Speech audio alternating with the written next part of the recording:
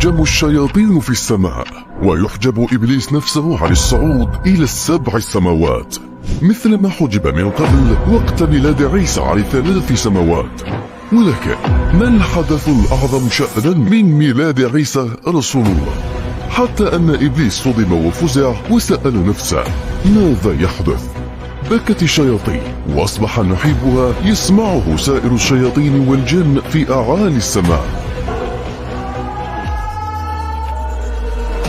انتشرت الشياطين في كل أرجاء الأرض يهرعون ويهلعون يريدون معرفة ماذا يحدث، فقد منعوا للصعود للسماء حتى لا يصعدوا فيسمعوا الملائكة وهي تتحدث عن هذا الحدث العظيم.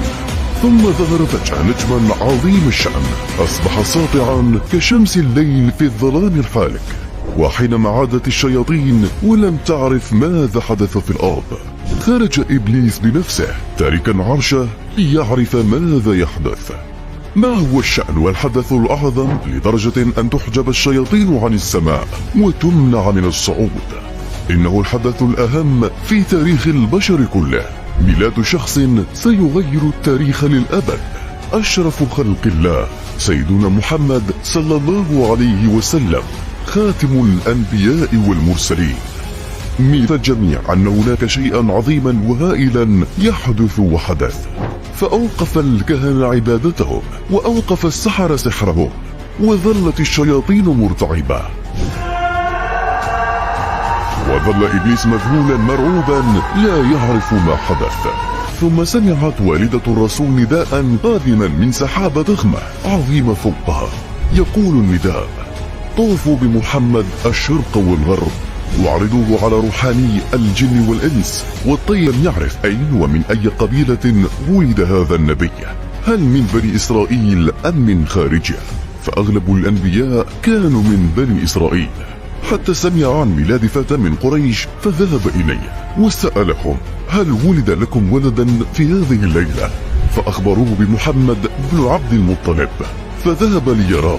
وحينما أمسك بمحمد وكشف عنه غطاء وجهه وجد وحمة سوداء على كتفه لينهار الرجل ويسقط مغشيا عليه، فضحك رجال قريش الواقفين عليه، فنهض غاضبا وقال لهم: أتضحكون يا معشر قريش؟ أتضحكون ولا تدرون شيئا؟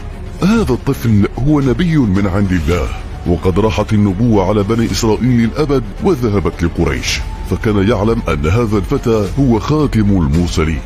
كان وقتها إبليس يحاول جاهدا اختراق السماوات ليعرف ماذا حدث، بينما كانت ترجمه السماء رجما شديدا هو والشياطين، فكانت تبكي الشياطين بكاء مستمرا نحيبا وعويلا لم يحدث في تاريخ الزمن منذ أن خلق البشر والجن والشياطين، فهم يعرفون أن هناك شيئا عظيما قد حدث في الأرض لا يعرفون ما هو. ثم جاب إبليس الأرض من مشرقها لمغربها بسرعة الضوء كالمجنون المرتعب، حتى وجد الملائكة تحيط بمكة فتمنعه هو والشياطين من الدخول، فعلم أن الحدث العظيم هذا كنصيب في أمته. ثم انشق القمر، وكان هذا انشقاقه الأول قبل أن ينشق في معجزة أخرى حينما أرسل الله الوحي لنبيه، فقد أتى أشرف خلق الله للأرض.